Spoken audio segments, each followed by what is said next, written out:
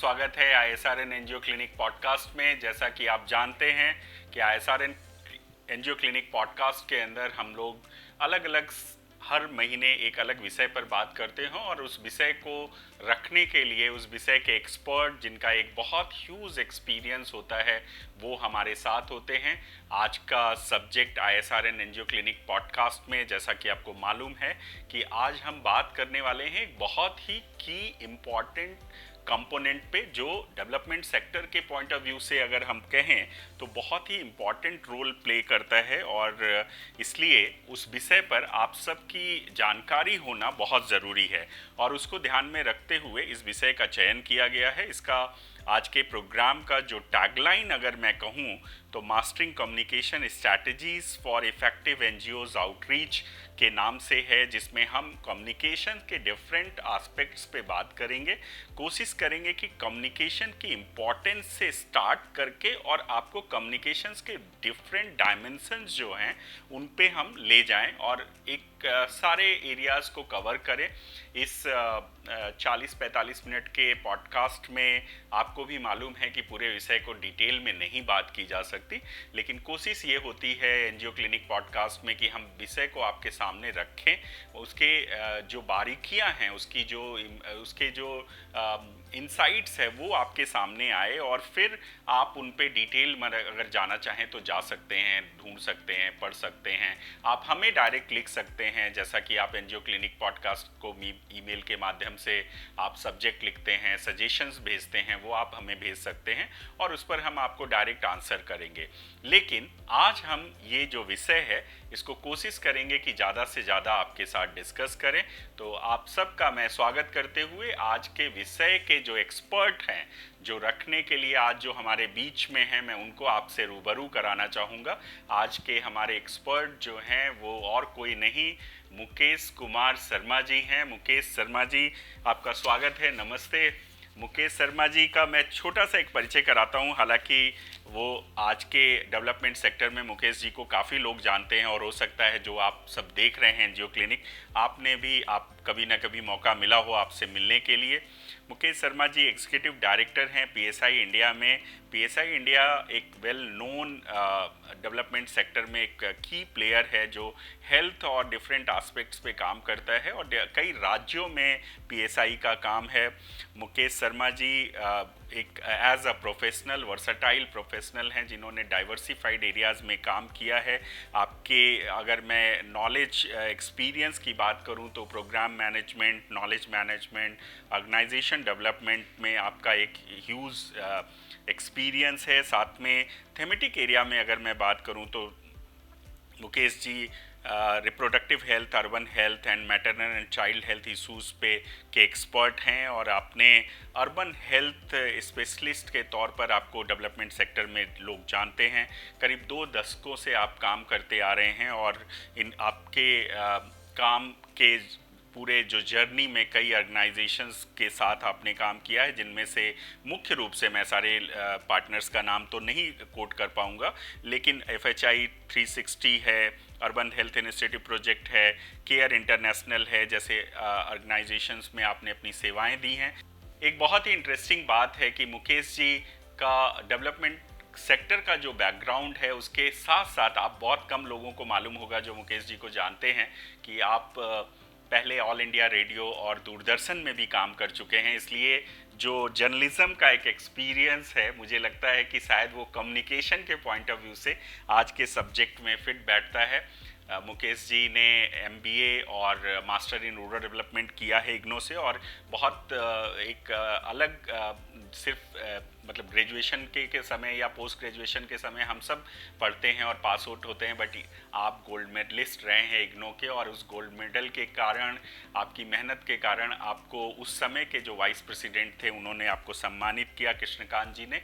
और साथ में 1999 का जो रिपब्लिक डे परेड थी उसमें PM बॉक्स में आपको सम्मानित किया गया, वहाँ बैठने का मौका मिला। आपको कई सारे अवार्ड से सराहा गया है। रिसेंटली आपको सेवा शिखर अवार्ड मिला और उससे पहले अगर मैं बात करूँ तो family planning MNSCH urban health को ध्यान में रखकर जो PSI global Andrew Bonner award है वो आपको मिला and good to great leadership award से भी आप नवाजे गए हैं। ऐसे प्रतिभा के धनी मुकेश शर्मा जी आज हमारे साथ हैं।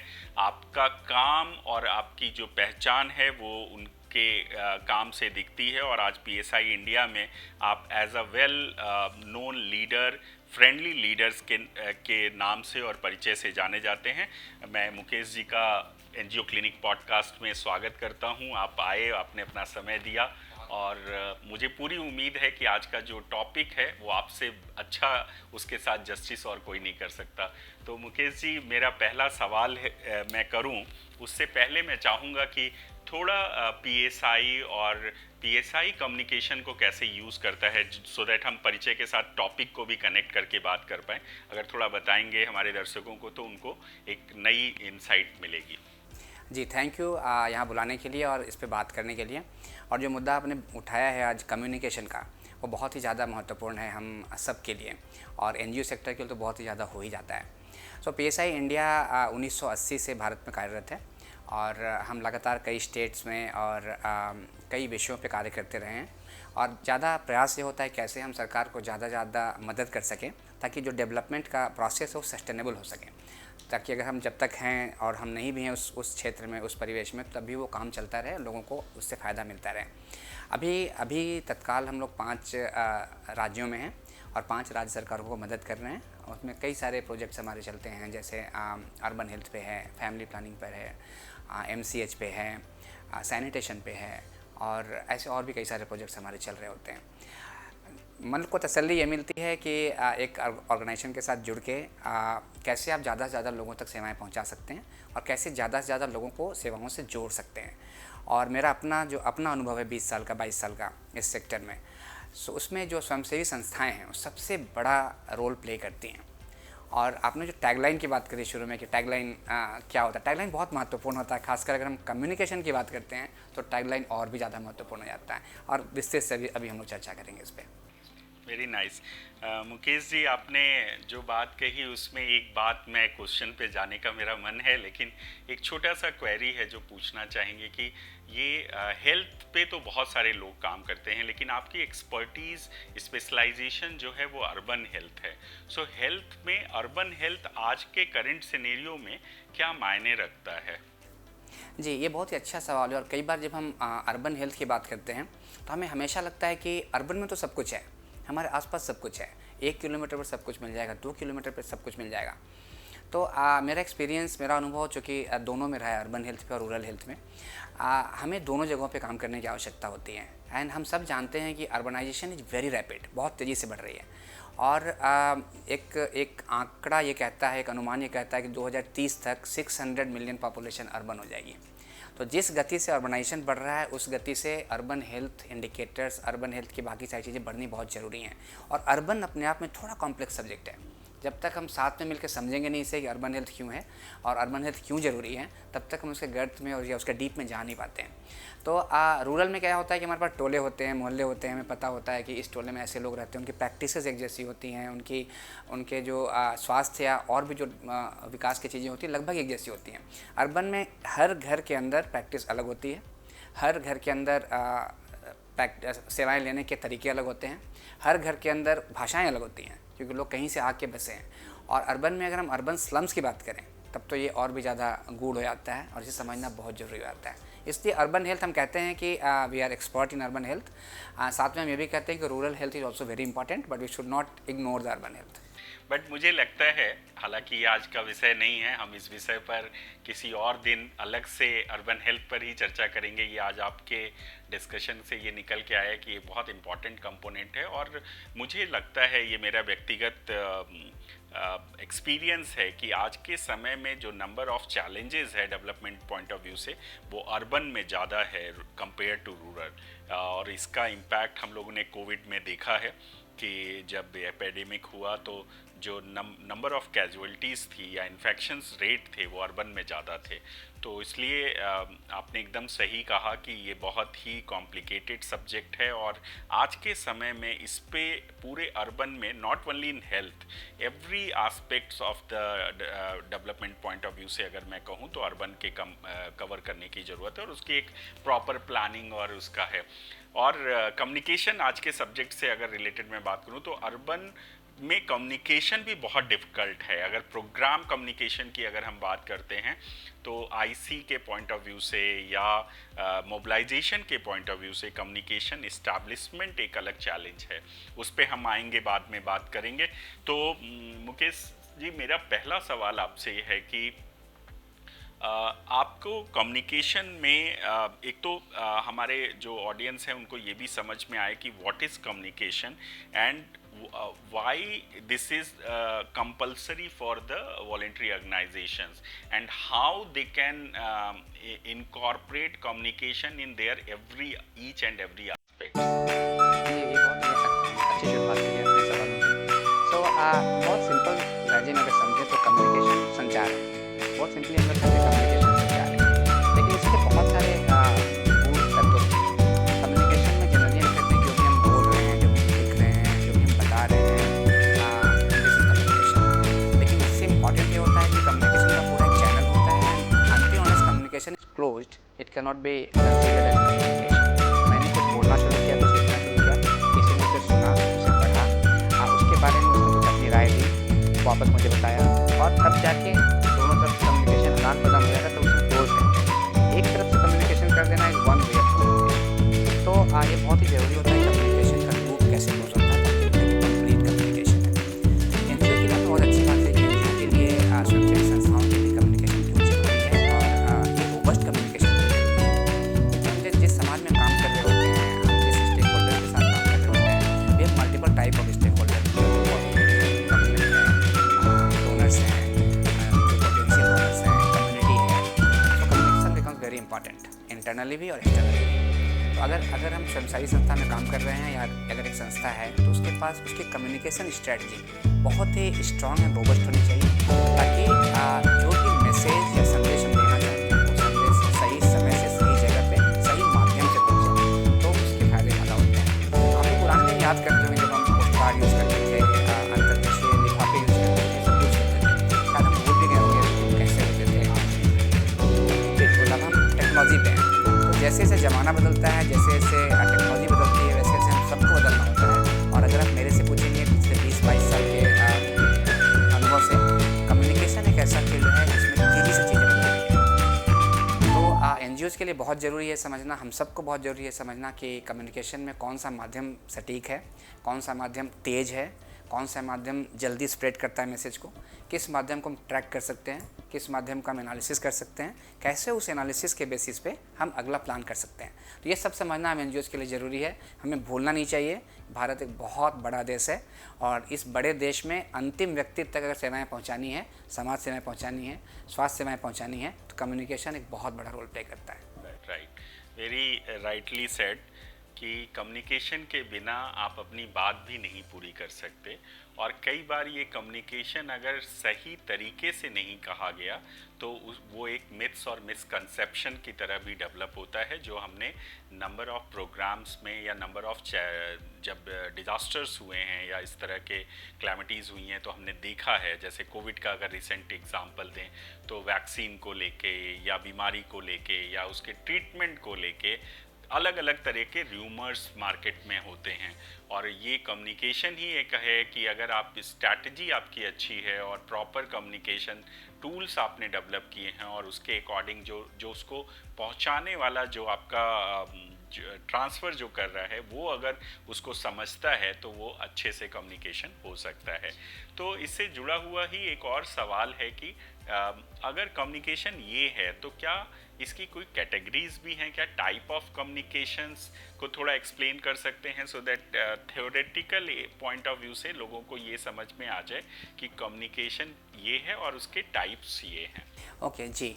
So let's understand this with a very simple day-to-day life examples. So whenever we say that what is communication, तो सबसे पहले अपने अपने दिमाग में ये बात आती है कि आखिर कम्युनिकेशन संचार कह तो रहे हैं, बट ये कैसे होना चाहिए, किस टाइप का संचार होता है. So there are 2-3 things we must understand, and we should just recall that how we practice this in our day-to-day life as well as in our organizational life or professional life. एक communication होता है जिसे हम generally we say verbal communication. So somebody is saying and somebody is listening, and English में एक कहावत भी है ना, learn to listen and listen to learn. तो that verbal communication helps a lot to understand that आप किस भाव भंगिमा में चीज़ें कह रहे हैं. आप हंसते हुए कह रहे हैं, मुस्कुराते हुए कह रहे हैं, गुस्से से कह रहे हैं, वो भाव भंगिमा आपको बताती है. That is verbal communication. Body language, gesture, posture बहुत इंपॉर्टेंट रोल प्ले करता है. That is one part of verbal communication. Many times verbal communication is not much appreciated by the organisations, क्योंकि वो वर्बल ही होता है, तो उसके कोई डॉक्यूमेंट्री एविडेंस नहीं होते हैं. बट वो भी बहुत इंपॉर्टेंट है. Every time you can not write everything to everyone. कई बार जैसे ट्रेनिंग होती है, कार्यशालाएँ होती हैं, उसमें आपको बोलना होता है. तो that verbal communication also very impactful. And अगर वो verbal communication real gesture and posture के साथ होता है, तो आपके जो मैसेजेज हैं, जो संदेश हैं, बहुत सही तरीके से ऑडियंस तक पहुंचते हैं. That is about verbal communication. Second is written communication. So we are writing something. Written communication के फिर से दो पार्ट हैं. One is internal written communication, जो हम अपने संस्थाओं में करते हैं, जो अपने NGOs में करते हैं, जो हम बहुत सटीक बात अपने एम्प्लॉयज़ को, स्टाफ को बताते हैं कि हमें क्या करना है, क्या नहीं करना है, क्या रूल्स है, क्या नॉर्म्स हैं, क्या रेगुलेशंस हैं, उसमें क्या करने, क्या डोंट्स हैं, क्या डूज़ हैं, ये सब हम अच्छे से कम्युनिकेट करें. That is about internal communication, जो हम सबको हमारी email IDs होती हैं, हम उसको लिखते हैं.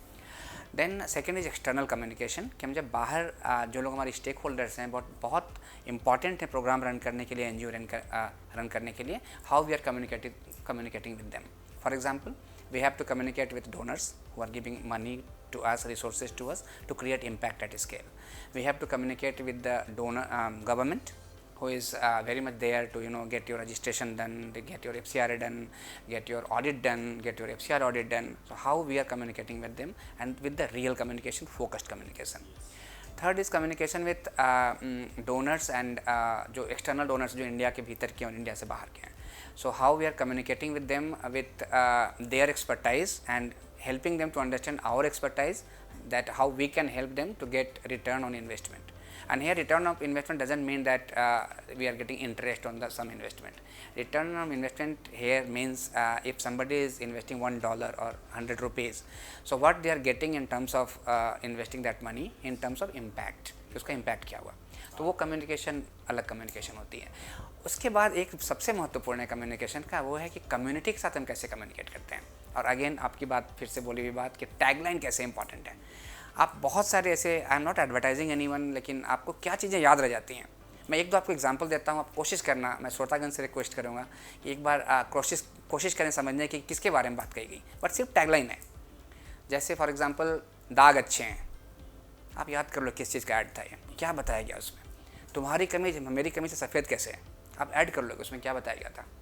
बलबीर पातशाह को एड्स होगा क्या, आप कनेक्ट कर लोगे क्या बताया गया था. मेड फॉर ईच अदर, आप कनेक्ट कर लो किसके लिए बताया गया था. तो टैगलाइन बहुत इंपॉर्टेंट होता है, और कम्युनिटी के लिए जो हम कम्युनिकेशन करते हैं उसमें टैगलाइन का बहुत बहुत बड़ा रोल है. जैसे आपका टैगलाइन आज क्या है ना, कम्युनिकेशन रिलेटेड स्ट्रैटेजीज और communication strategies for NGOs. This is tagline. NGOs के लिए क्या कम्युनिकेशन स्ट्रैटेजीज होनी चाहिए, for internal communication, external communication, for verbal communication, non verbal communication, for written communication, for social media communication. True. तो जो आपने बात कही वो बहुत इंटरेस्टिंग है, और आपको भी बहुत अनुभव है, और आपने फील्ड में बहुत सारे वॉलेंट्री ऑर्गेनाइजेशंस के साथ काम किया है. मैंने एक बहुत कॉमन चीज़ देखी है, भारत में काम करने वाली वॉलेंट्री ऑर्गेनाइजेशन जो स्वयंसेवी संस्थाएं हैं, उनका काम पे बहुत फोकस होता है. इम्प्लीमेंटेशन में मास्टर हैं वो, लेकिन डॉक्यूमेंटेशन और प्रॉपर चीज़ों को कम्युनिकेट करने में कहीं वो चूक जाते हैं, क्योंकि उनको शायद उसकी या तो इम्पोर्टेंस नहीं मालूम है, या इम्पोर्टेंस भी तो मालूम है तो भी शायद उसको करने में वो झिझकते हैं, या नंबर ऑफ रीजंस हो सकते हैं. अलग अलग ऑर्गेनाइजेशंस के अलग अलग चैलेंजेस हो सकते हैं.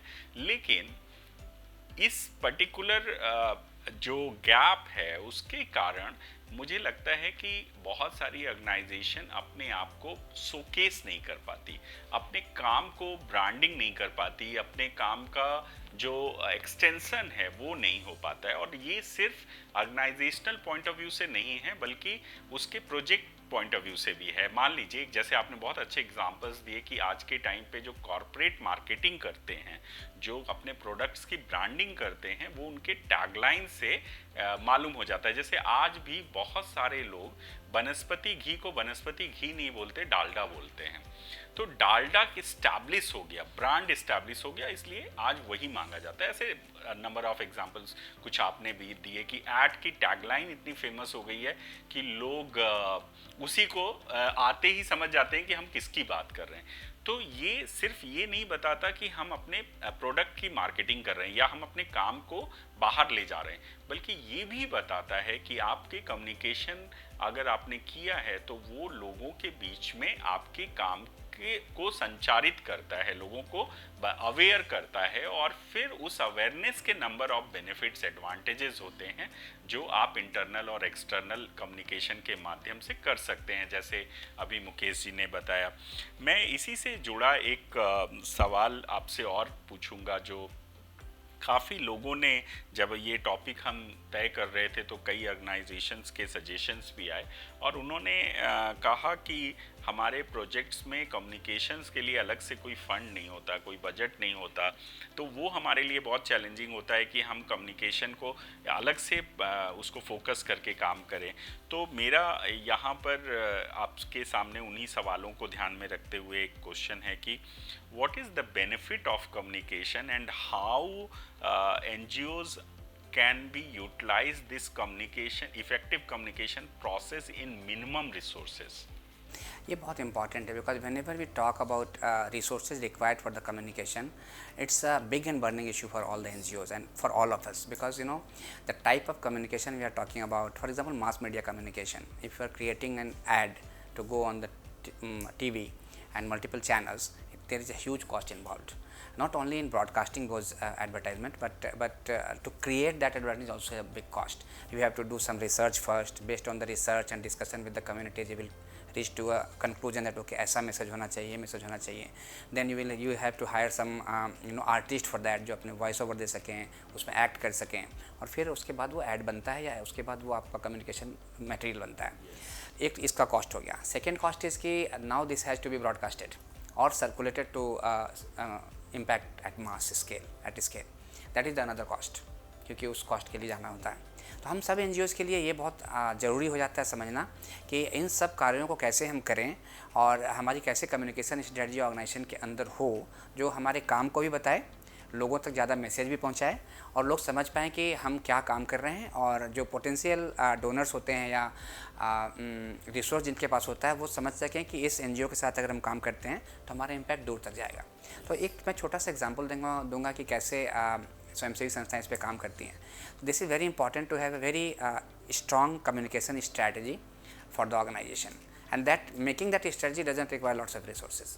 by your internal people who are having good experience working for years in this sector can help us to understand what should be our communication strategy. उसके कुछ कंपोनेंट हम लोग बनाते हैं, जैसे कि कम्युनिकेशन में आंकड़े क्या होने चाहिए, डेटा क्या होना चाहिए, हेल्थ एरिया अगर हेल्थ पे काम कर रहे हैं या एग्रीकल्चर पे काम कर रहे हैं या सैनिटेशन पे काम कर रहे हैं या इरिगेशन पे काम कर रहे हैं, तो क्या की चीज़ें होंगी जिस पे हमें बात करनी है, वो सब सेकेंडरी डेटा से अवेलेबल होता है, आंकड़े से अवेलेबल होता है. तो within the organisation having a small team to create a robust communication strategy is really helpful. जहाँ पे बड़े रिसोर्स की ज़रूरत होती है, जैसे आपको कुछ विज्ञापन बनाने हों या मास मीडिया का यूज़ करना हो, there are some strategies which we should adopt and we have having good experience on that. So for example I am giving one example. अभी बिहार सरकार ने, आई मीन NHM ने, नेशनल हेल्थ मिशन ने, राष्ट्रीय स्वास्थ्य mission ने, and Orissa ने, MP ने, UP ने भी कुछ एडवर्टाइजमेंट को या कुछ विज्ञापन को अभी प्रसारित किया वर्ल्ड पॉपुलेशन फोर्टनाइट में. एंड इट कॉल्स प्यार की चिटकनी तभी लगती है जब अनवांटेड प्रेगनेंसी का डर ना हो. This was created by us. It took some money, but more than that government invested money to broadcast this. तो अगर हम हाथ मिला के काम करते हैं, साथ में काम करते हैं, सस्टेनेबिलिटी को दिमाग में रखते हैं कि how it can be sustained, then one portion of effort, resources and other things can be taken care by NGOs and donors, and the bigger portion can be taken care by government. And believe me, for communication, for development programs, government is not having lack of resources. They have resources. We need to tag ourselves with them. Very nice. आपने बहुत अच्छी बात कही। मुझे इस बात से एक वाकया याद आया कि ISRN कोविड के दौरान हम लोग USAID के कोविड वैक्सीनेशन प्रोग्राम से एसोसिएटेड हैं नॉर्थ ईस्ट में, और अभी भी वो RI के उसमें चल रहा है, कन्वर्ट हो गया है, 5 स्टेट्स में काम कर रहे हैं हम लोग। तो उसमें ड्यूरिंग द कोविड पीरियड एक टर्मिनोलॉजी हमने यूज़ की, क्योंकि नॉर्थ ईस्ट जोग्राफी आपको मालूम है कि बहुत हार्ड टू रीच एरिया हैं, पॉपुलेशन बहुत स्कैटर्ड है, रास्ते नहीं हैं जाने के लिए। तो ऐसे जोग्राफी में काम करना एक अपने आप में चैलेंज है, और वहाँ पर इंफ्रास्ट्रक्चर रिसोर्सेज भी नहीं है। तो एक हम लोगों ने नया कॉन्सेप्ट लॉन्च किया, vaccine on wheels. So vaccine on wheels जब हमने चलाया, और मोटरसाइकिल भी उसमें कस्टमाइज़ की, और लोग एक उनको हेल्थ वर्कर को बैठा के ऐसे ऐसे एरियाज़ में ले गए जहाँ 3 घर 4 घर थे, जहाँ पे बहुत कम लोग रहते थे, लेकिन हर जगह पहुँचना था, हर डोर को नॉक करना था। तो उस ऑब्जेक्टिव को लेके वैक्सीन ऑन व्हील्स लॉन्च किया, और वो वैक्सीन ऑन व्हील्स इतना पॉपुलर हुआ कि आज भी मेघालय में RI प्रोग्राम में वैक्सीन ऑन व्हील्स उन्होंने अडॉप्ट कर लिया। तो ये आपने बहुत अच्छी बात की कि जब कोई स्ट्रैटेजी सक्सेस होती है, और उसमें कम्युनिकेशन ही इम्पॉर्टेंट रोल प्ले करता है। जो आप, मैं फिर कहूँगा, आप जो कोट कर रहे थे टैगलाइन, वो टैगलाइन ही है जहाँ पे जो पंच है, वो पंच कितना अपीलिंग है, कितना कैची है, ये बहुत इम्पॉर्टेंट है। दूसरा एक और बात यहाँ पर आपने बहुत अच्छी कही कि रिसोर्सेज, मिनिमम रिसोर्सेज में भी आप मैक्सिमम कम्युनिकेशन प्लान बना सकते हो, स्ट्रैटेजी बना सकते हो। और एक चीज़ मैं आपकी बात को अगर समराइज़ करते हुए आपके लिए बताऊं, तो एक बहुत इंपॉर्टेंट चीज़ है जो आगे आप कर सकते हो अगर अभी तक आपने अपने काम में नहीं ऐड किया है। तो जब भी आप कोई प्रपोज़ल बनाइए, प्रपोज़ल में आप एक्टिविटीज़ तो प्लान करते हैं बजट के समय या टेक्निकल प्रपोज़ल में, तो उन हर एक्टिविटीज़ के अंदर IC का प्रोविज़न आप ज़रूर रखिए, और IC के साथ साथ ओवरऑल एक कम्युनिकेशन प्लान उसके में ऐड कर सकते हैं, उसके लिए थोड़े बजट का प्रोविज़न कर सकते हैं। हाँ, अलग बात है डोनर की लिमिटेशंस और उनके चॉइस पे वो कम ज़्यादा हो सकता है, लेकिन अगर प्रपोज करेंगे और उसका इम्पॉर्टेंस अगर टेक्निकल प्रपोजल में आप दिखाएंगे, तो ऑफ कोर्स वो डोनर एक्सेप्ट करेगा और उसको आपको करने के लिए आगे बढ़ाएगा। तो देन फिर आपको आने वाले प्रोजेक्ट्स में आपको शायद कम्युनिकेशन के लिए रिसोर्स की प्रॉब्लम ना हो, और आप एक प्लान तरीके से कर सकते हैं। तो ये एक बहुत अच्छी बात आपने बताई। मैं इसी से जुड़ा एक एरिया है जिसमें critical area require for effective communication अगर मैं कहूँ, तो उससे जुड़ा ये सवाल है कि in which area NGO operation is effective communication most critical. अगर ऐसा बताना हो तो थोड़ा कुछ एग्जांपल्स के साथ आप बता सकते हैं, क्योंकि PSI का एक बड़ा काम है, और काफ़ी एरियाज़ में आप डिफ़िकल्ट एरियाज़ में काम कर रहे हैं। तो कुछ इस तरह के क्रिटिकल एरियाज़ के एक्सपीरियंसेस हो तो आप शेयर कर सकते हैं, वो एज एग्ज़ाम्पल हमारी ऑडियंस और जो NGO पार्टनर्स हैं उनके लिए एक लर्निंग होगी। जी। जितने क्रिटिकल एरियाज़ होते हैं, हम सब NGOs के लिए, जो लोग ग्रास रूट लेवल पे लोगों को मदद करने के लिए काम कर रहे होते हैं, उसमें ये समझना बहुत ही ज़रूरी होता है हम सब के लिए कि जो हमारी कम्युनिकेशन स्ट्रेटजी है और जो हम कम्युनिकेशन क्रिएट करते हैं, उसमें वो क्रिटिकल एरियाज़ क्या हैं और कैसे उनके साथ डील करना होता है, ये हम सबको जानना चाहिए, समझना चाहिए, और अपने अनुभव साझा भी करने चाहिए। अच्छा है कि ISRN ये इस तरह के कार्यक्रम रखता है जहाँ हम लोग अपने अनुभव साझा कर पाते हैं। तो ये समझना पड़ेगा हमें क्रिटिकल एरियाज़ क्या हैं। दो चीज़ें इसमें बहुत इंपॉर्टेंट है। एक, भाषा का इस्तेमाल, which language we are going to use, क्योंकि अगर हम अपने क्षेत्र में काम कर रहे हैं या बड़े क्षेत्र में काम कर रहे हैं, तो अलग अलग भाषा के लोग होते हैं, और जो लोग कम्युनिकेशन फील्ड में काम करते हैं, दे नो कि meaning of a word is different in different category of population. आप कहेंगे तो मैं एक छोटा सा एग्जांपल भी दूंगा इसी में कि जब मैं जमशेदपुर में हम लोग काम कर रहे थे, तो चांद टान एंड धुआं पोछा, थोड़ा वहाँ पे बंगाली ज़्यादा रहते हैं जो हम लोग स्लम्स में काम, मतलब रूरल एरिया में काम कर रहे थे। तो चांद टान एंड धुआं पोछा दोनों के एक मीनिंग होते हैं। चांद टान इज नहलाना धुलाना, धुआं पोछा मतलब साफ से पोछ देना। लोकल लैंग्वेज है, तो हमें समझना पड़ेगा अपने कम्युनिकेशन में भी कि हम जब कम्युनिकेशन कर रहे हैं, अगर हमारा कम्युनिकेशन चला गया कि you have a new born at home, तो आप चांटन करा देना, तो तुरंत उसे नहला देंगे, लेकिन जो कि तुरंत नहीं नहलाना चाहिए, जो कि सही नहीं है, जो चिकित्सीय परामर्श और सलाह है उसके हिसाब से। बट अगर धुआं पोछा कहेंगे तो उसे क्लीन किया जाएगा, क्लीन करके उसको रैप करके माँ को दिया जाएगा। ये तो हमारे प्रोग्राम की कम्युनिकेशन की बात हुई, लेकिन जब इवैल्यूएशन होता है, क्योंकि जो भी डोनर या जो भी सरकार आपको पैसे दे रही है काम करने के लिए, रिसोर्स दे रही है काम करने के लिए, वो इसका इवैल्यूएशन भी करेगी। इवैल्यूएशन के क्वेश्चनर भी ऐसे डिज़ाइन नहीं होने चाहिए कि आपने काम तो किया धुआं पोछा पे बट पूछ रहे हैं चांद टान, या काम तो किया चांद टान पे पूछ रहे हैं धुआं पोछा, सारा डेटा बदल जाएगा। Then you have to be very careful, I am sorry, you have to be very careful कि हम कैसे कम्युनिकेशन डिज़ाइन कर रहे हैं और उसमें भाषा का कैसे इस्तेमाल कर रहे हैं, और अलग अलग जगहों पे जो भाषा चल रही है उस पर कैसे कैसे उस भाषा का इस्तेमाल हम लोग कर रहे हैं। दूसरा चीज़ है क्रिटिकल कम्युनिकेशन में कि किस सब्जेक्ट पे आप काम कर रहे हैं। अगर आप न्यूबॉर्न केयर पे काम कर रहे हैं तो कम्युनिकेशन का स्टाइल तरीका एकदम अलग होता है। अगर आप कॉन्ट्रासेप्शन पे काम कर रहे हैं, गर्भ निरोधक पे काम कर रहे हैं, तो आपके कम्युनिकेशन का तरीका एकदम अलग होता है। वो शायद एकदम डायरेक्ट कम्युनिकेशन नहीं होता, कई बार डायरेक्ट भी होता है जब आप यूथ के साथ काम करते हैं। जैसे कई बार हम कहते हैं ना, be bold it's contraception, again tagline. So अगर कंट्रासेप्शन के बारे में बात करें तो आपको बोल्ड होना पड़ेगा, बट आपको ये समझना पड़ेगा आपको कहाँ कहाँ पे बोल्ड होना है, किस एज ग्रुप के साथ बोल्ड होना है, किन माताओं बहनों के साथ बोल्ड होना है, किन पुरुषों के साथ बोल्ड होना है। तो कम्युनिकेशन स्ट्रेटजी बहुत ध्यान से बनानी पड़ती है। आप HIV एड्स पे इतना काम हुआ, उस पर कैसे कम्युनिकेशन बना रहे हैं। सैनिटेशन पे इतना काम हो रहा है। हमारा एक प्रोजेक्ट है, उसे हम आफ्टर द फ्लश कहते हैं कि आप वॉशरूम गए, आपने फ्लश दबाए, उसके बाद क्या हुआ। वी शुड नो कि आफ्टर द फ्लश क्या होता है, उससे कम्युनिकेशन एकदम अलग होता है कि आफ्टर द फ्लश का मतलब क्या है, उसके बाद कम्युनिकेशन कैसे करना है। तो ये सब कुछ क्रिटिकल एरिया हैं जो बहुत हमें ध्यान रखना होता है, ये अपने इंटरनल प्रोग्राम्स में।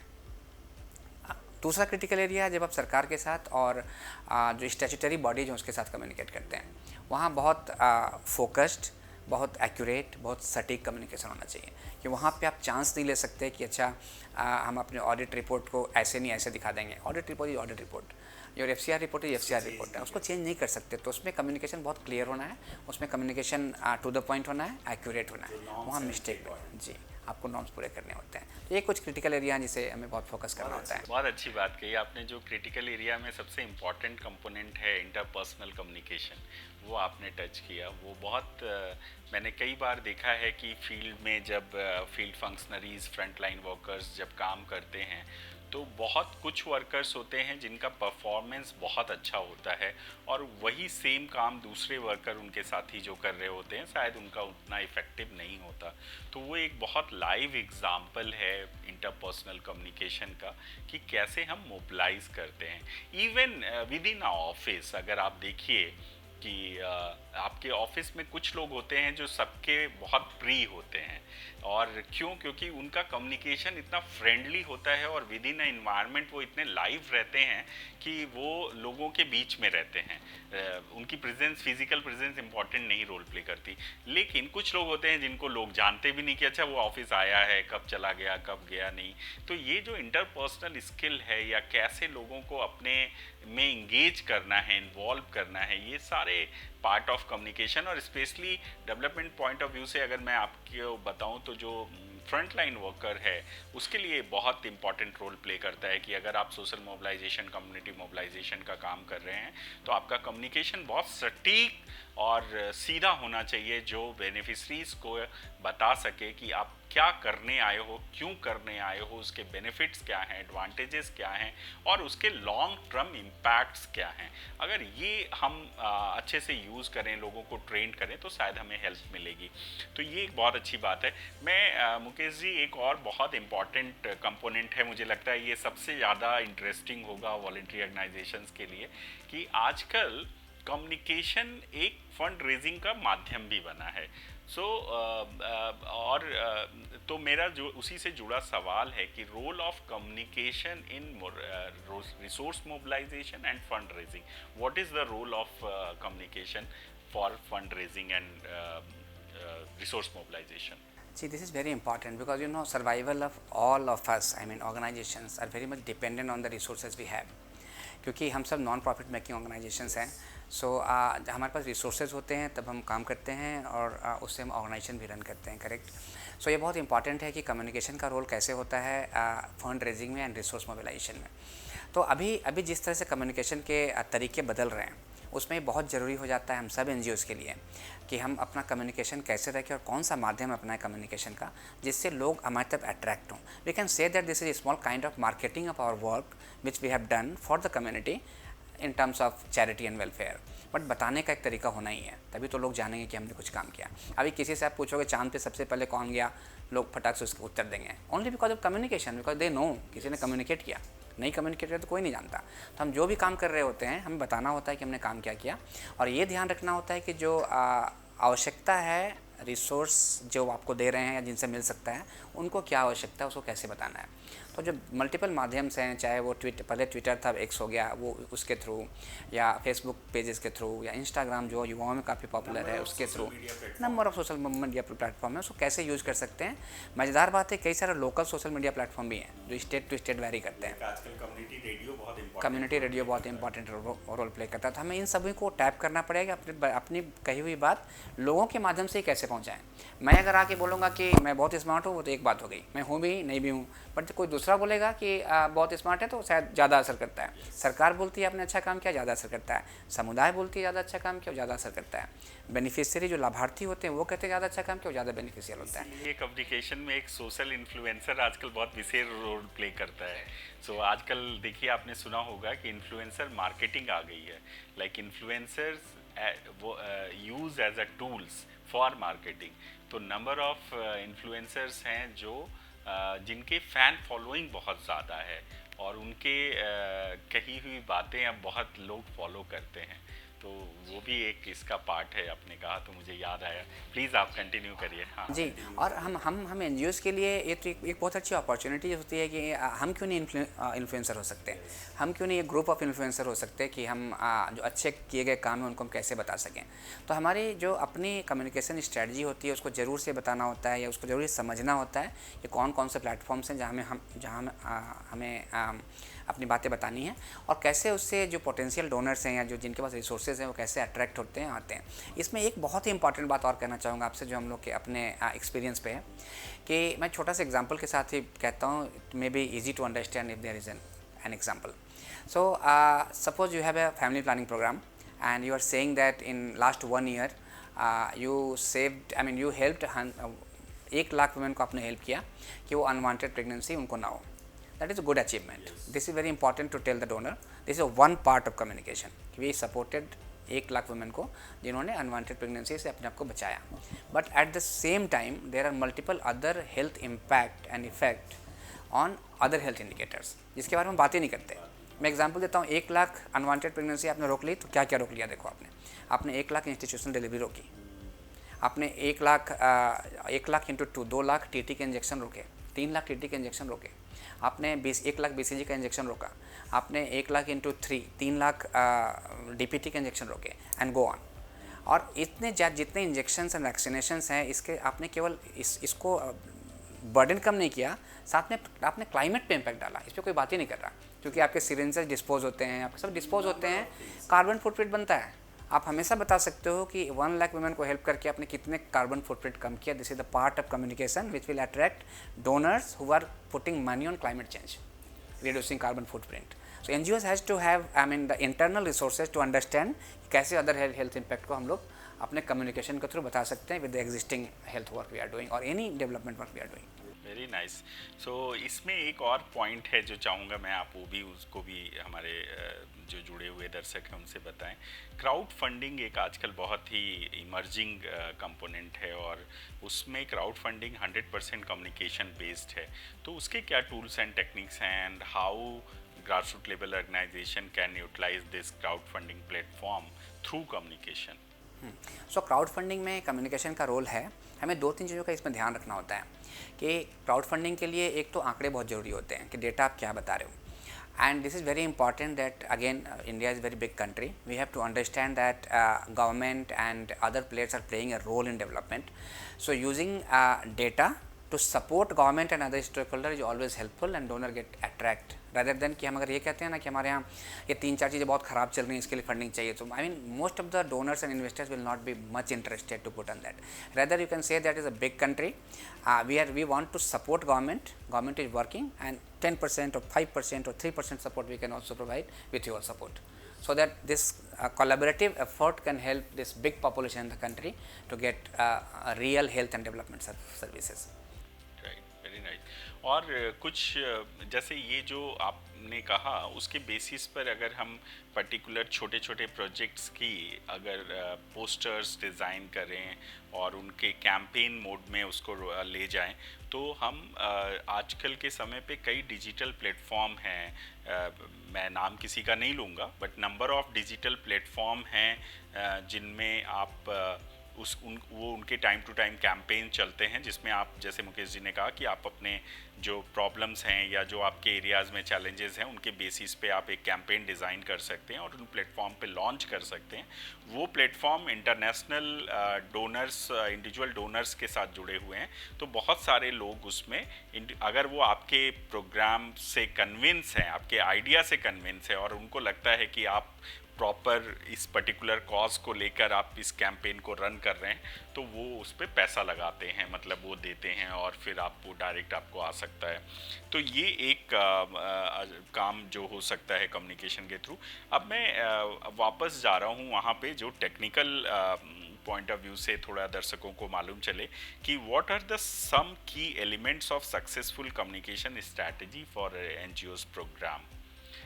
ये एक है, और इसी से जुड़ा एक दूसरा सवाल है कि how can NGO tailor their communication strategy to different audience and stake holders.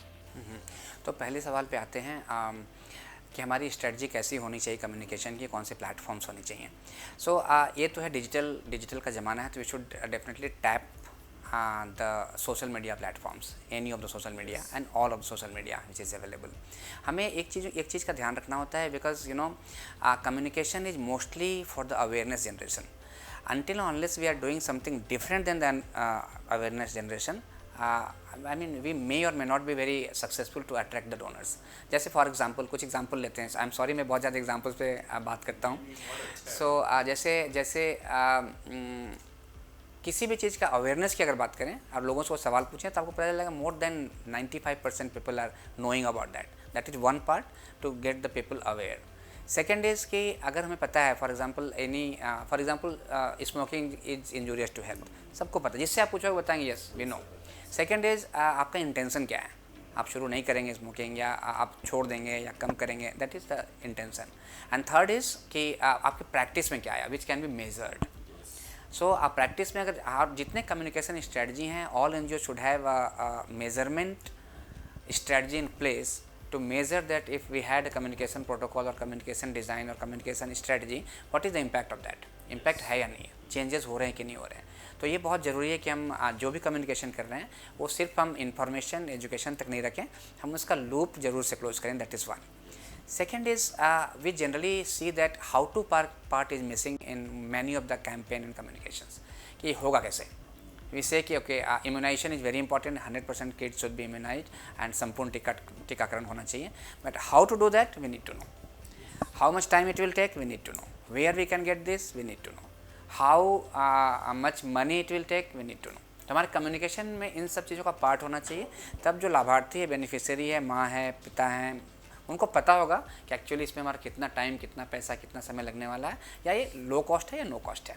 That is the second part, how to part, and many of the communication generally miss that part. तो हमें देखना है कि वो हाउ टू पार्ट मिस नहीं हो।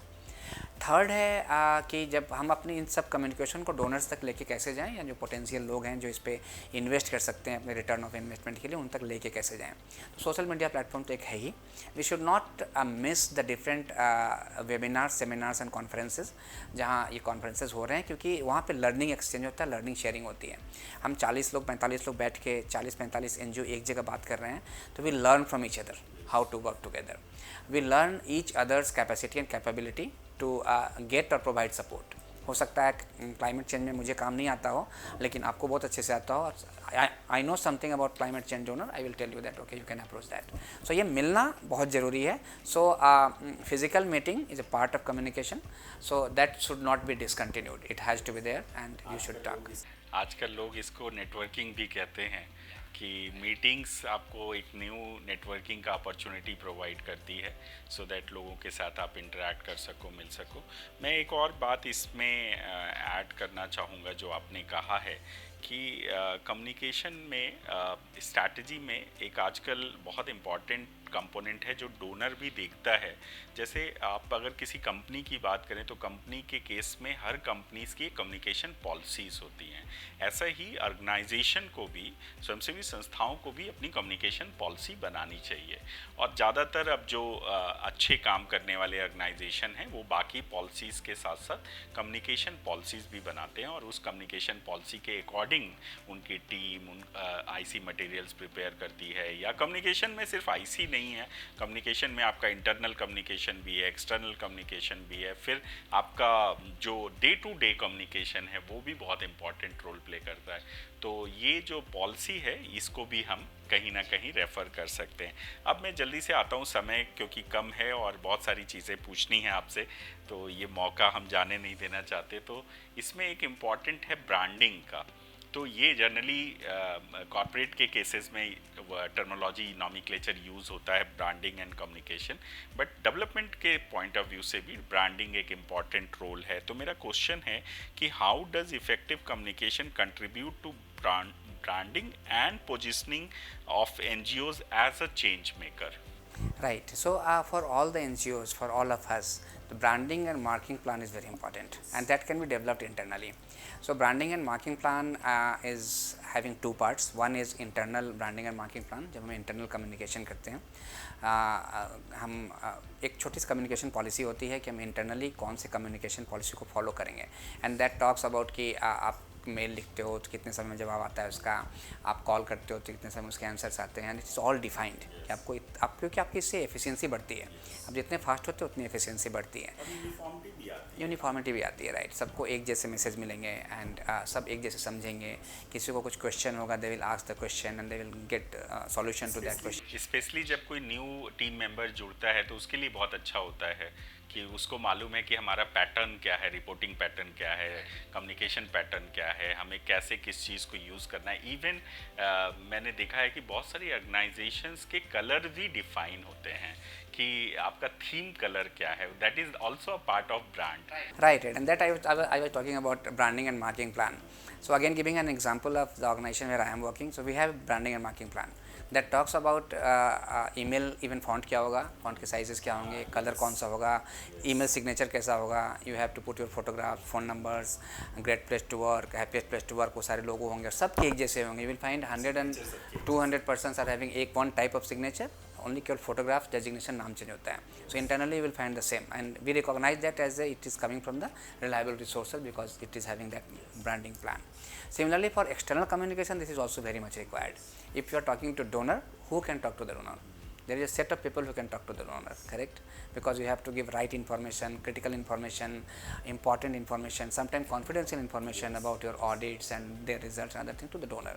So set of people has to be defined yeah, for a communication channel. exactly, yes. And for the press, who can talk to the press? I mean, if you have 500 staff in the place, all 500 cannot talk to the press, because press is having press needs information, and that information has to be accurate and सटीक, जो हम हिंदी में सटीक बोलते हैं, from the organization. So these things have to be defined. आप government को communicate करते हो, that has to be defined. आपके विजिटिंग कार्ड कैसे होंगे, that is the part of branding and marketing plan. आपके पीपीटी के टेम्पलेट्स कैसे होंगे, that has to be plan under branding and marketing plan. So all these things are defined in 10-12 page of document. We can refer from any of the organization when we are meeting together, and we can start working on that, and based on our requirement, our organization requirement, we can modify and we can adopt that. So that's the policy. So policy सिर्फ बनाना नहीं है, उसको execute भी करना है, और जब भी ज़रूरत हो उसको अपडेट भी करना है, सो दैट टाइम के साथ वो पॉलिसी अपडेट्स हो और उसके अकॉर्डिंग आप काम कर सकें। बहुत अच्छी बात है। अब मैं एक और सवाल है जो इवैल्यूएटिंग कम्युनिकेशन इफेक्टिवनेस से जुड़ा हुआ है, जिसमें मैं आपसे जानना चाहूँगा कि how can NGO measure their effectiveness of communication strategy and make necessary adjustment, and also that part of this question, like what metrics and indicators should be used to assess communication impact? Right. So generally what we do in many of the organization, and many of you are also must be doing this, that having a M&D framework in place, And M&E framework not only includes the program indicators, that also includes the communication indicators. So if we are working to improve the immunization in the among the communities, then it's not only communication who is contributing, but there are many other things. It's communication, it's maybe training, it's maybe supply, it's maybe skill development. So many things are coming there, but there is a way to find out that what communication contributed to achieve the 100% immunization or X% of immunization among the kids. So that's monitoring and evaluation framework is very simple, can be prepared, and generally we do this in two parts. One is we call it PMIS, Project Management Information System, where we are collecting the data and information and we are analyzing this to design or develop or modify our programs कि सही चल रहा है या नहीं चल रहा है. And second is sometimes external evaluation happens, like even the government data set like NFHS or NSSO, all these are the external evaluations. और आपके जो डोनर हैं उनका एक एक्सटर्नल इवेल्युएशन है, उसमें भी कम्युनिकेशन एक पार्ट होता है. वी नीड टू अंडरस्टैंड कि हमारे डे टू डे प्रोग्राम में कम्युनिकेशन को ट्रैक करने के सिस्टम्स हैं या नहीं है, हम कितने लोगों तक पहुँचे, कितनों को इंटरपर्सनल काउंसलिंग किया, कितने लोग व्हाट्सएप ग्रुप में हैं, कितने मैसेजेस गए, जो पोस्टर बैनर्स डिज़ाइन हुआ व्हाट्सएप ग्रुप पे गया या नहीं गया, जो छोटी छोटी फिल्में बनी उस ग्रुप पे जा रहा है या नहीं जा रहा है, लोगों के वॉइसेस उस पे जा रहे हैं कि नहीं जा रहे हैं, and then how many people know that and practice that. That is the evaluation, and that helps a lot if you have a monitoring and evaluation framework within the organization having communication and some indicators of communication within that. So that helps. ये बहुत अच्छी बात आपने कही. मैं अपने शुरुआती दिनों का एक एग्जांपल दूंगा कि कम्युनिकेशन कैसे रोल प्ले करता है रिपोर्टिंग में, MIS रिपोर्टिंग में या आपके काम के रिपोर्टिंग में. शुरुआती दिनों में मैं यूनिसेफ राजस्थान में काम कर रहा था और वहाँ पर एक सॉल्ट आयोडाइजेशन का प्रोग्राम था, विटामिन ए और सॉल्ट आयोडाइजेशन में. तो उसमें जो हम मुझसे पहले जो काम करते थे ऑफिसर, उनकी जो रिपोर्टिंग थी वो शायद कम होगी. और उसका मुझे कब मालूम चला कि जब मैं एक स्टेट लेवल की मीटिंग में गया और मैंने रिपोर्ट रखी कि हमने इतना एरिया सेंसिटाइज किया है और इतने लोगों को अवेयर किया और इतना मैट्रिक टन हमने आयोडाइजेशन किया है. तो वो जो स्टेट डायरेक्टर थे, हेल्थ डायरेक्टर, वो बड़े सरप्राइज़ हो गए. वो बोले ये क्या बात कर रहे हो, आप कौन हो. पहले तो गुस्सा हुए और उन्होंने कहा इस आपसे पहले जो ऑफिसर आता था वो तो इतना नहीं बताता था, वो तो कहता 1000-2000 लोगों तक हम पहुँचे, आप कह रहे हो 1 लाख लोगों को हमने कवर कर लिया. तो मैंने कहा सर ये मैं आपको प्रूफ कर सकता हूँ मैं कैसे 1 लाख लोगों तक पहुँचा और कैसे किया. तो बताओ कैसे 1 लाख नंबर हो गया, 1000 से 1 लाख कैसे पहुँच गए. तो मैंने कहा उसमें आप कंपोनेंट में देखो क्या है. हमने लिखा है कि ये जो टारगेट पॉपुलेशन है उसको हमने अवेयर किया और वो 1 लाख है. तो बोले कैसे 1 लाख लोगों का. मैंने कहा हमारे इतने नंबर ऑफ IC प्रोग्राम्स हैं जिनको आप देख सकते हो, एक्टिविटीज़ देख सकते हो. तो बोले हर एक तक पहुँचे. हमने कहा हाँ, डायरेक्ट और इनडायरेक्ट अगर हम करेंगे तो हम हर एक तक पहुँचे. डायरेक्ट में इतने लोगों तक पहुँचे, इनडायरेक्ट में लाइक हमारा रेडियो प्रोग्राम अगर 20,000 लोग सुन रहे हैं तो मैं रिपोर्ट अपनी 20,000 दूंगा, क्योंकि इनडायरेक्ट उसका इफेक्ट है. एक होल्डिंग आप रोड पे लगाते हैं, वो कितने लोग देख रहे हैं इसको मेज़र करना टफ है, लेकिन जितने लोग अगर हम पर्टिकुलर टाइम को मेज़र करें कि इस टाइम पे कितने लोग निकलते हैं, उनमें से 50% पॉपुलेशंस को अगर हम रिपोर्ट कर रहे हैं तो सही है. तो एडवर्टीजमेंट का कैसे रिपोर्टिंग, तो मैं आपकी बात से मुझे ये ध्यान आया एपिसोड कि अगर आप कम्युनिकेशन को प्रॉपर मेज़र करते, इवैल्यूएट करते तो आपकी रिपोर्टिंग सिस्टम में भी इम्पैक्ट करता है. यस, तो ये बहुत इम्पॉर्टेंट था. एंड एक और मैं क्वेश्चन आंसर सेशन की तरफ जाऊं उससे पहले एक आखिरी सवाल है कि इनोवेशन इन कम्युनिकेशन भी काफ़ी कुछ हुआ है. तो are there any emerging trend और technology in communication that NGO should be aware of. अगर आप बताना चाहें ऐसा तो आप प्लीज़ बता सकते हैं, या उसको एक और अगर मैं सवाल इसमें मर्ज कर दूं कि how NGO stay ahead on the curve in adopting new communication tools and strategy. So अभी जैसे हम लोग पहले ही बात कर रहे थे that scenario is changing and technology is playing a big role. For example artificial intelligence is there, right?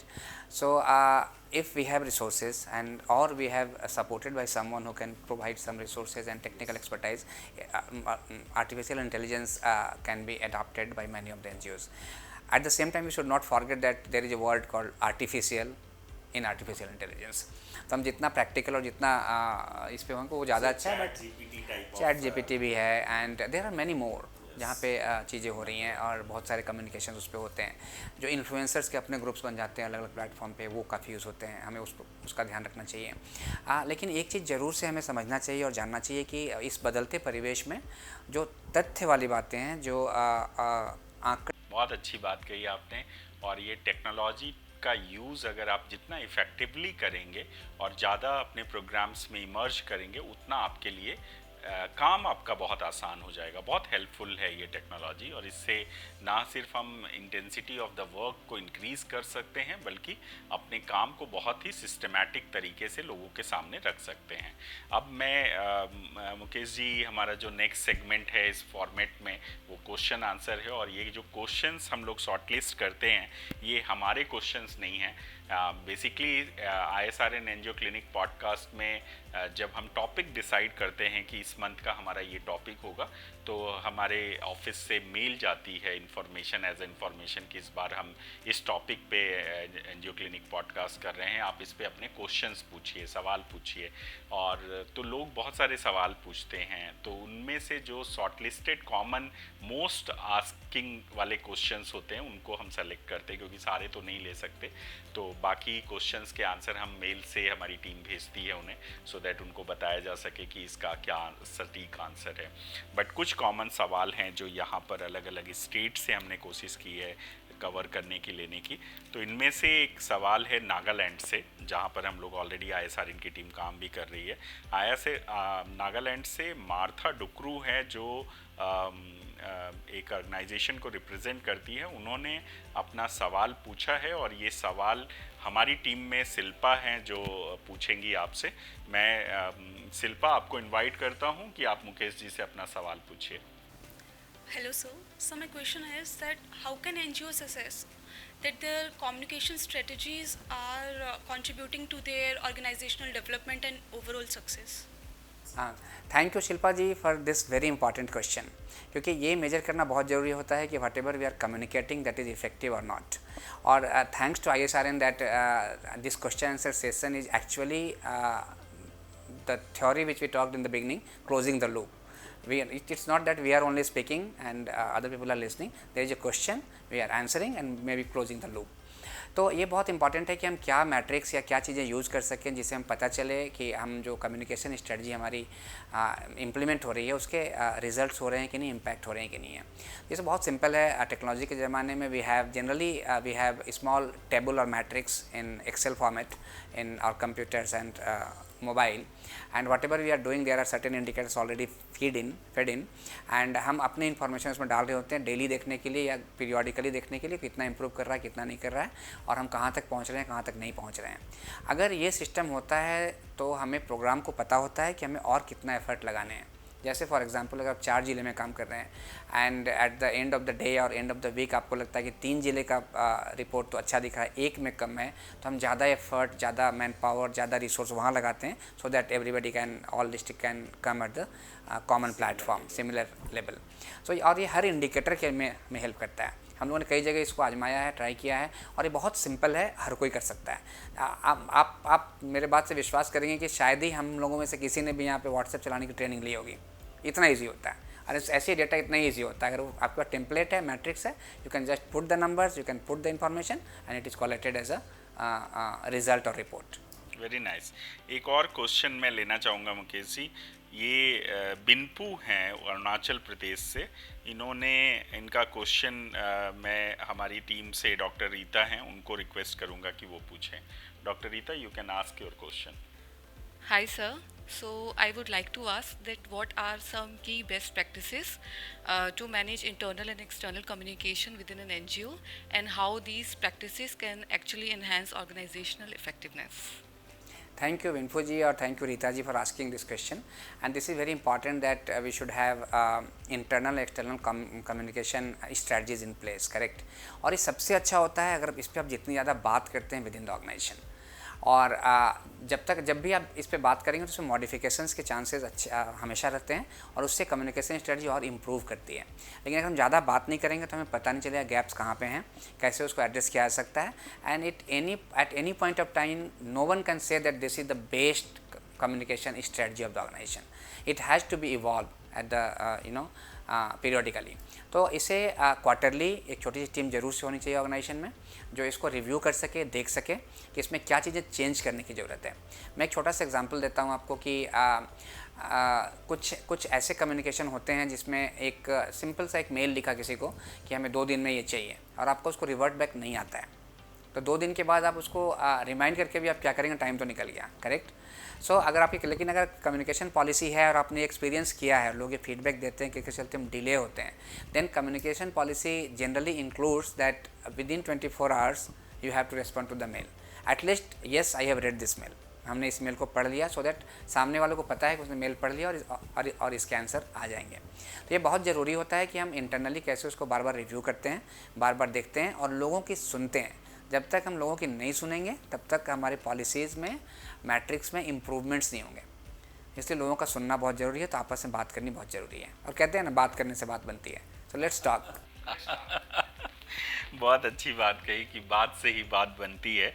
एक और सवाल है, जल्दी से लेते हैं। सुदामा सिंह जी हैं बिहार से, ग्राम मंच ऑर्गेनाइजेशन से। इनका क्वेश्चन हमारी टीम से दीपक हैं, वो पूछेंगे। दीपक, आप प्लीज़ अपना सवाल पूछिए। Hello sir, so my question is कि what are the effective communication strategies which the small NGOs can take or implement to engage more fundraising activities and donor engagements? Thank you Sudama ji for this question. और जो हमारी communication strategy donor के लिए होती है, उसमें हमें ये ज़रूर ध्यान रखना होता है कि whatever we are communicating to donor should be based on the data and facts. जब तक डेटा, इन्फॉर्मेशन और फैक्ट पे वो बेस नहीं होगा, वो किसी डोनर को अट्रैक्ट नहीं करता। साथ में उसे ये भी पता होना चाहिए कि जो हमें कम्युनिकेट कर रहा है उसमें कैपेसिटी है, उनमें ये कैपेबिलिटी है कि इस मुद्दे पे आगे स्केल तक इम्पैक्ट को लेके जा सकता है। तो जनरली हम लोग प्रैक्टिस क्या करते हैं कि वी हैव आइडेंटिफाइड डोनर्स जो उस सब्जेक्ट पे काम कर रहे होते हैं या काम करने की इच्छा रखते हैं, और हम उनसे पीरियोडिक कम्युनिकेशन करते हैं। हम सब जानते हैं ना, आप टीवी में भी ऐड देखते होगे, एक बार ऐड नहीं आता कि ऐड आया और चला गया। There has to be repeat, और उसके एक ड्यूरेशन होता है, इस ड्यूरेशन तक वो रिपीट करते हैं ताकि उस पर लोगों का अटेंशन आए और लोग उसको प्रैक्टिस में ला सकें। It happens with the donors and the people who are investing the money also. तो उनको हमें एक सर्टेन फ्रिक्वेंसी पे उस मैसेज को बार बार बताना होता है, अलग अलग तरीके से बताना होता है, और उनको ये बताना होता है कि how we are capable to provide them return on their investment in terms of results. So that helps a lot, जिसको आजकल ROI भी बोलते हैं। Very nice. सो एक लास्ट क्वेश्चन लेते हैं क्योंकि समय बहुत तेज़ी से भाग रहा है। दिल्ली से सिप्रा सिंह हैं जो बच्चों के लिए काम करती हैं। उनका सवाल है कि हमारी ऑर्गेनाइजेशन अभी 3 साल पुरानी नहीं है, बहुत हम नई है और हम बहुत काम कर रहे हैं बच्चों को लेके। तो उनका सवाल जो है, what are the most effective ways for NGOs to leverage social media platform for outreach and advocacies, and how can these assess the impact of the social media campaign? So thank you. I mean, you are working for the small kids, small children. So that is really very much appreciable. हमें ये भी ध्यान रखना है कि हमारे वो बच्चे ही तो भविष्य हैं, और ये भी नहीं भूलना चाहिए कि हमारे देश की लगभग 60% आबादी 25 साल से कम उम्र की है। तो बच्चे, युवा, ये हमारे फोकस होने ही चाहिए। Great that you are doing this work. At the same time हमें ये भी देखना है कि जब हम उनके लिए काम कर रहे हैं तो क्या हमारी इफ़ेक्टिव स्ट्रैटेजी हो सकती है कि हम मीडिया प्लेटफॉर्म पे या सोशल मीडिया प्लेटफॉर्म पे या मास मीडिया प्लेटफॉर्म पे उस काम की ज़रूरत को कैसे ज़्यादा से ज़्यादा साझा कर सकें, ताकि मोस्ट ऑफ द डोनर्स और government can put their resources to help these kids और दीज चिल्ड्रन। और ऐसे बहुत सारे एग्जांपल्स हैं, आपको कई सारे स्टेट्स में भी मिलेंगे। और आपको ये कभी नहीं सोचना चाहिए कि हम अभी 3 साल से कम के हैं या 2 साल से कम के हैं। अगर हमारे एक प्रयास से एक बच्चे की भी जान बचती है, एक बच्चे की भी बीमारी से बचाव होता है, एक बच्चे का भी एजुकेशन होता है, तो we are doing the great work of our life irrespective of how many years we are working. तो हमें उस पर काम करना है और इसको अपने उस काम के इमोशंस के साथ लोगों के साथ शेयर करना है, डोनर्स के साथ शेयर करना है, गवर्नमेंट के साथ शेयर करना है, ताकि ज़्यादा से ज़्यादा रिसोर्सेज आपके पास आएँ। और शेयर करने का माध्यम अगेन आपका सोशल मीडिया है। आपको वो प्लेटफॉर्म्स आइडेंटिफाई करने होंगे जो ज़्यादा गवर्नमेंट देखती है, ज़्यादा डोनर्स देखते हैं, ज़्यादा उस पर रिएक्ट करते हैं।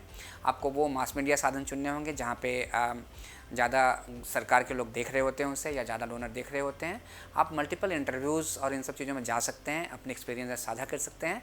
और मेरा अपना एक्सपीरियंस कहता है कि अगर आप समुदाय के लिए, बच्चों के लिए, माताओं के लिए आपने उनकी ज़िंदगी में सुधार लाने के लिए काम किया है, तो there are lakhs of people to listen your voice, so raise your voice. एक चीज़ बोलना भूल गया था, आपको बताना चाहूँगा। ये सवाल सिप्रा का सवाल हमारी टीम से डॉक्टर राहुल ने पूछा आपसे। अब हम अपने लास्ट राउंड में हैं और ये राउंड बहुत इंटरेस्टिंग है मुकेश जी। इसको हम लोग कहते हैं rapid response round. So quick answer, short questions and quick answers हो, सो दैट जो छूटे हुए एस्पेक्ट्स हैं उनको भी हम कवर कर लें।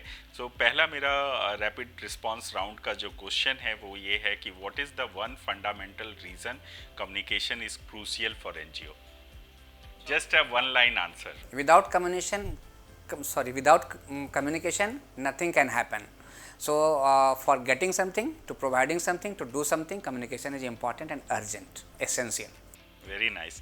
Next, what is quick tip for improving internal communication within an NGO? Discuss and discuss. Believe and give the opportunity for the people within the organization to speak out. Next सवाल है जो थोड़ा tricky है। Social media आजकल बहुत लोग use करते हैं, सो सोशल मीडिया के डिमेरिट्स क्या हैं? So there are demerits in social media that messages are not very authentic many times. So you have to see that you are seeing the social media which are verified. It's coming from the reliable sources. You can ask questions and you should definitely see the answers of many of the comments and tweets or postings are there. So उसके answer जरूर से पढ़ने चाहिए, वहाँ बहुत सारे answers हमें मिलते हैं, but still we should believe on the reliable sources. So last question rapid response round का, what is the one key elements of successful communication strategies for NGOs program? So close the loop of the communication. It starts from one place, goes to the different places, then coming back with the closeness kind of situation. जो भी communication शुरू किया है उस practice में कैसे convert होता है उन सब बातों को, that is very important and that should be assessed. हमें जरूर एसेस करना चाहिए प्रैक्टिस में जा रहा है कि नहीं, otherwise only awareness is not going to help अस।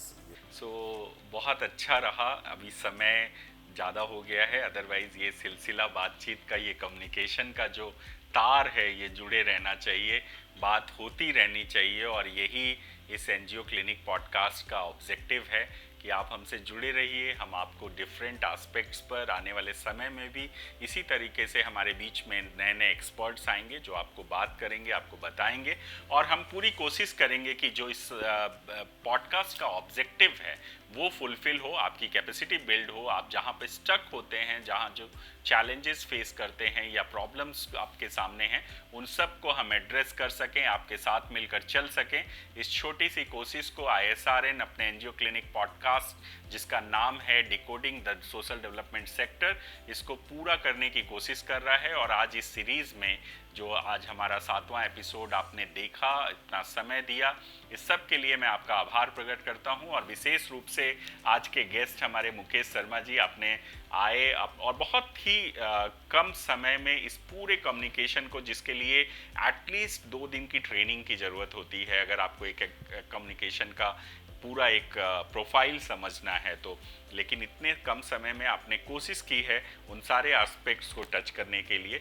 इसके लिए आपका बहुत बहुत धन्यवाद। मैं हृदय से आपका धन्यवाद, आभार प्रकट करता हूं ऑन बिहाफ ऑफ ISRN कि आप आए और आपने इतनी अच्छी बातें की। और मुझे पूरी उम्मीद है कि आपको भी ये पसंद आएगा और आप इसमें आगे भी जुड़े रहेंगे। मुकेश जी, कुछ कहना चाहते हैं आप हमारे दर्शकों से तो कह सकते हैं। पहले तो थैंक यू कहना चाहूँगा ISRN टीम को और दिस NGO क्लिनिक पॉडकास्ट को। बस एक चीज़ आज मैं अपने साथ लेके जा रहा हूँ, tagline is very important. So let's set a tagline for ourselves कि हम टैगलाइन के साथ कैसे आगे बढ़ते हैं, लोगों को कैसे ज़्यादा से ज़्यादा फ़ायदा पहुँचाते हैं। और स्वयंसेवी संस्थाओं के लिए, NGOs के लिए बहुत ज़रूरी है कि हम कैसे कनेक्टेड रहते हैं, और ये कनेक्शन कम्युनिकेशन से आता है। Let's be with the communication. Very nice, thank you so much Mukesh ji. आपका मेल आईडी हम जो आप यूट्यूब आप जहां देख रहे हैं वहां पर हम डालेंगे। अगर आप फ्यूचर में भी मुकेश जी के साथ जुड़े रहना चाहते हैं, कोई सवाल पूछना चाहते हैं, तो आप उनको मेल कर सकते हैं, ISRN को मेल कर सकते हैं।